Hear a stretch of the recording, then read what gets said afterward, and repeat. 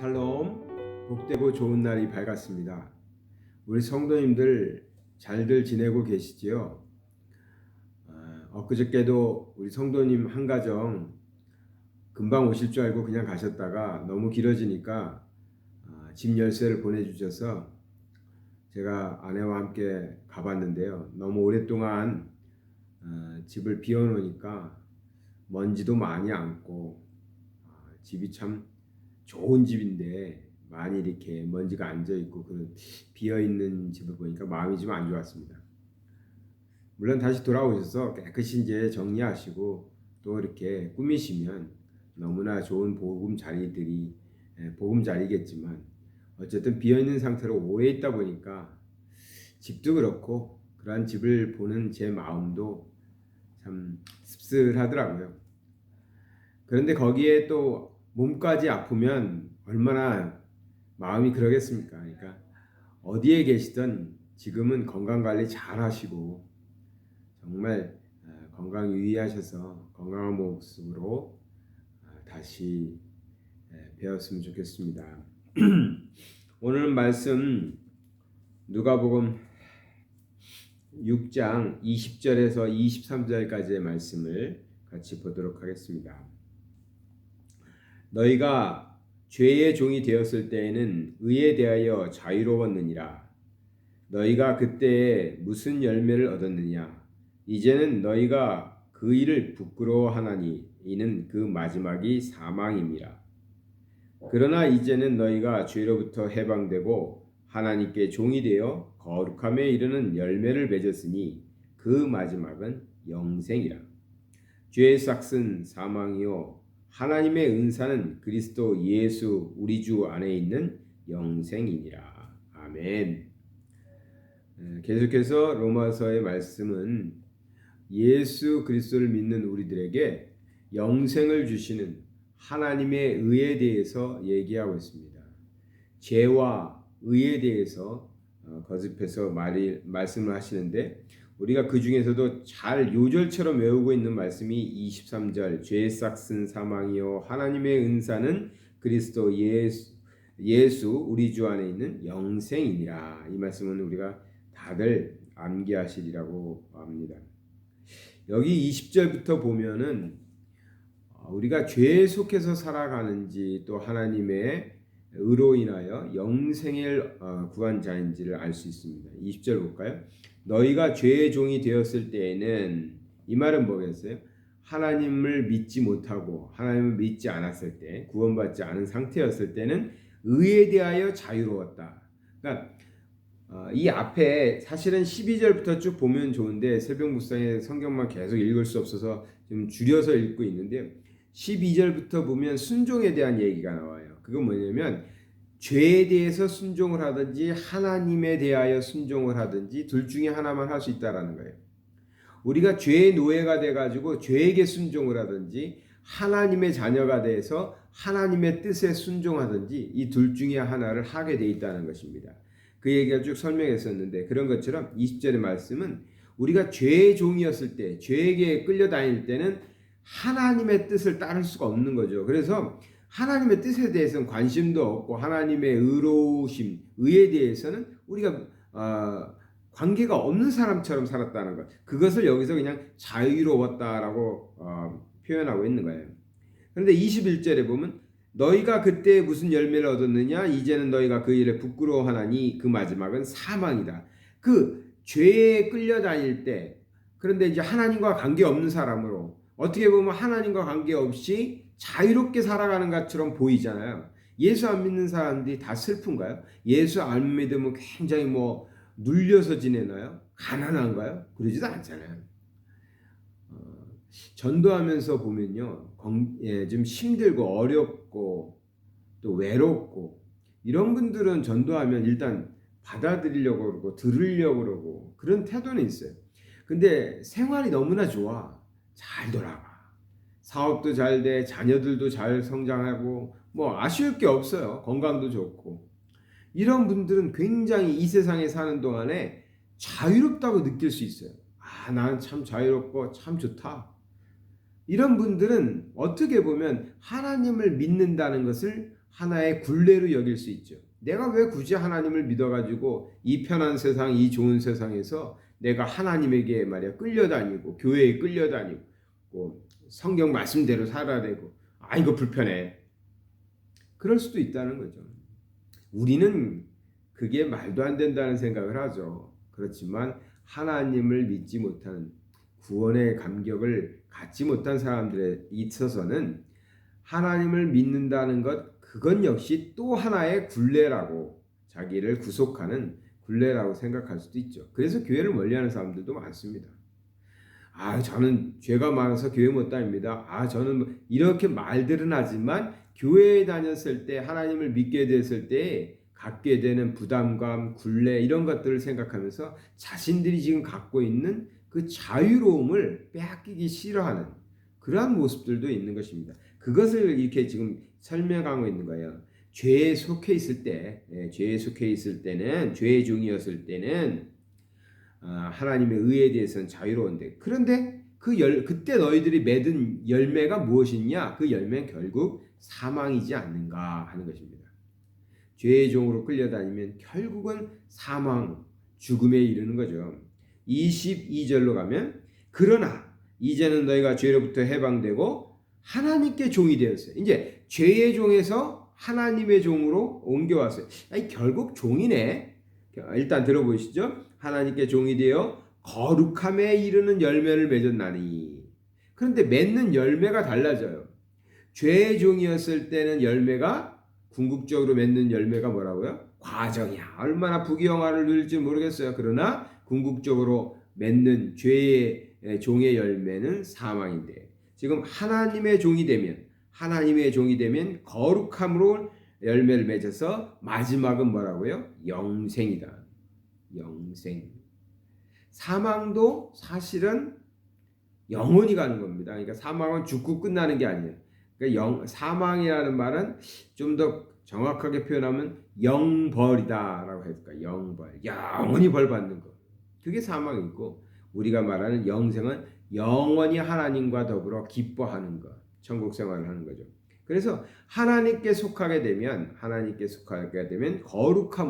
거룩함으로 살아가는데 그 결말은 영생으로 간다는 거죠. 이 말씀을 죄의 싹이 뭐예요? 대가잖아요. 죄의 싹은 사망으로 하나님의 은사 예수 그리스도로 있는 영생 우리는 주 안에서 영생을 얻게 된다. 이 두 가지 길이 지금은 비슷한 것 같은데 별 차이 없을 것 같아. 하나님께 속한 사람이나 세상에 속한 사람이나 비슷하게 있는 것 같죠. 근데 가는 길이 달라요. 길이 달라서 끝에 가보면 너무나 끝과 끝에 가 있는 거예요. 영벌과 영생으로. 그래서 우리가 지금 누구에게 순종을 해야 되는가? 누구에게 순종해야 되겠는가? 죄에 끌려다니는 인생을 살 것인가? 하나님의 말씀에 예수 그리스도를 의지해서 예수 그리스도를 나의 구세주로 영접하고 예수 그리스도를 그 말씀에 순종하는 삶을 살 것인가? 그 끝은 너무나도 달라요. 이 말씀을 하고 있습니다. 나의 삶을 하나님의 종이 돼서 사실은 하나님의 종이라는 표현보다는 하나님의 다른 데서는 대부분 하나님의 자녀라고 나오거든요. 근데 여기서는 죄의 종이 되든 하나님의 종이 되든 둘 중에 하나를 강조하기 위해서 누구에게 속했느냐 이걸 강조하려고 종이라는 단어를 사용한 것 같은데 우리가 하나님의 자녀가 되면 하나님의 자녀답게 사는 것이고 죄의 종이 되면 죄의 종처럼 살겠죠. 우리가 누굽니까? 우리는 우리의 선택이 아니라 하나님의 선택을 믿는 거죠. 하나님이 나를 선택했다는 것을 믿는 겁니다. 그 선택, 하나님의 선택으로 하나님의 자녀가 되었잖아요. 의의 자녀가 되었어요. 그것을 우리가 믿습니다. 그리고 고백하고 우리는 어떻게 해야 돼요? 날마다 하나님께 속한 자답게 살아가는 것. 수도 없이 말씀드린 것 같아요. 우리 예배 공동체 예양교회를 시작한 지 얼마 되지도 않았지만 2년도 채 안 됐는데 제가 이 말씀은 수도 없이 하는 것 같아요. 하나님의 자녀답게 살아가는 것. 삶을 그렇게 살아가는 것. 근데 우리가 다 알아요. 다 믿어요. 나는 하나님의 자녀라고 고백해요. 근데 우리의 삶은 죄에 속한 사람 같아. 그러면 안 되잖아요. 우리의 삶의 태도를 분명히 갖는 것 참 중요합니다. 그럴 수 있는 능력은 우리에게 있습니다. 우리 안에 있는 게 아니라 하나님께서 성령 하나님을 통하여 우리와 함께 하시기 때문에 그분의 능력으로 우리는 하나님의 자녀답게 살아갈 수 있습니다. 스스로 그것을 불신하거나 스스로 거부하지 않는다면 우리는 하나님의 자녀의 영을 받고 있기 때문에 하나님의 자녀답게 살 수 있습니다. 그렇게 살아야 됩니다. 결단을 해야 됩니다. 그래서 매 순간마다 여러 가지 사건들이 있어요. 항상 보면 삶 속에서 그런 사건들이 있어요. 우리 성도님들을 만나지 못해도 우리가 SNS를 통해서라도 나는 이러한 일이 오늘 벌어졌는데 이쪽은 아무래도 죄의 종에 끌려가는 것 같고 이렇게 선택하는 것은 하나님의 자녀의 길인 것 같아서 내가 오늘 이렇게 살았습니다라고 그런 고백들을 서로 나눴으면 좋겠습니다. 그러니까 제가 바라는 것은 우리가 새벽 묵상을 이렇게 하는데 말씀을 이렇게 묵상했으면 하루를 살아가는 동안에 그 말씀대로 살고자 하는 헌신, 그 말씀대로 살고자 하는 열심히 살아봤던 그 신앙인의 분투 있잖아요. 그것을 삶 속에서 그런 삶을 나눴던 살아간 삶 속에서 그렇게 산 그러한 우리들의 삶의 경험들을 나누는 것. 그게 이제 실제적인 신앙생활 아니겠습니까? 실제적인 신앙생활. 그러니까 예배도 중요하고요. 주일에서 예배를 드리며 말씀을 우리가 나누는 것도 굉장히 중요하지만 그 말씀을 가지고 삶 속에서 살아내는 것. 그렇게 살아내는 것. 그리고 그 살아낸 것을 서로 나누면서 서로에게 용기를 줄 수 있겠죠. 정말 어려울 줄 알았는데 이렇게 하니까 되더라. 성령이 정말 내 안에서 역사하시더라. 강한 능력 주시더라. 그런 것들을 더 서로 고백하면서 그게 교회 공동체입니다.